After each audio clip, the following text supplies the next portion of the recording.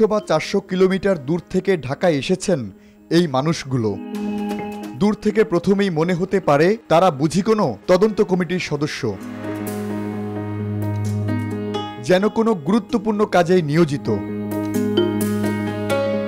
কিন্তু না, তারা কোনো তদন্ত কমিটির সদস্য নয় কোনো সংশ্লিষ্ট কর্তৃপক্ষ। ভয়াবহ দুর্ঘটনায় যেখানে শিশুদের মর্মান্তিক মৃত্যু আর ট্রমা কাটছে না, সেখানে ভিউ বাণিজ্যে মাইলস্টোন স্কুল অ্যান্ড কলেজের ধ্বংসস্তূপের সামনে দাঁড়িয়ে সেলফি, ফেসবুক লাইভ আর নানা অঙ্গভঙ্গি, যেন কোনো বিনোদন কেন্দ্র গড়ে উঠেছে। অফিসে কাজে করলাম, তো দেখে দেখছে। জি, আমি গাড়ি ড্রাইভার। আমি মিরপুর গেছিলাম টিপ নিয়ে, এরপরে আসা ব্যস্ত জন্য আসা হয় না, আসলাম। আমরা এই যে আপনার ওই যে জঙ্গি বিমান দুর্ঘটনা ঘটছে ওইটা নিয়ে আলোচনা করতেছি। দেখলাম এখানে বিমান দুর্ঘটনা হয়েছে, এই জন্য এই স্পটটা দেখতে আসলাম।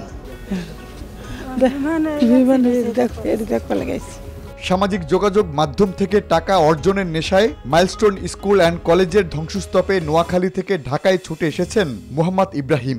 বাস্তবতা বিবর্জিত ইচ্ছায় নীতি নৈতিকতা হারিয়ে ব্যবসাটা যেন বড় তার কাছে। আসি দেখতেছি একটা প্রাইমারির এই যে দোতলা ভবন, নিচে একতলা আছে, ওগুলা ফেলেন পড়ছে, পাইলট এক জায়গায় পড়ছে, বিমান আরেক জায়গায় পড়ছে। এগুলা দেখি মানে অ্যাকুরেট কোনো কিছু পাইতেছি না।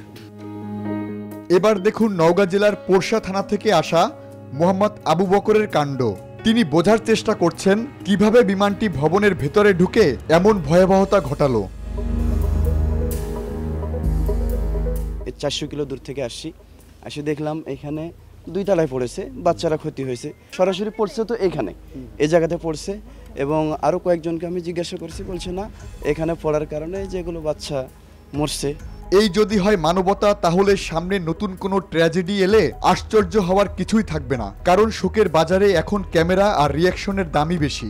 যেখানে আগুনের লেলিহান শিখায় পুড়েছে শিশুরা, কেঁদেছে মা বাবা, সেখানে আজ দাঁড়িয়ে কেউ সেলফি তুলছে, কেউ দিচ্ছে ফেসবুক লাইভ, কেউ হাসছে, যেন এখানে কোনো শোকই নেই।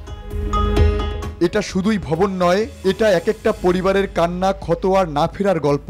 যেখানে দাঁড়িয়ে আপনি হাসছেন, হয়তো সেখানেই কেউ খুঁজে পেয়েছিল সন্তানের নিথর দেহ। Nahid Prince, NTV news, Dhaka.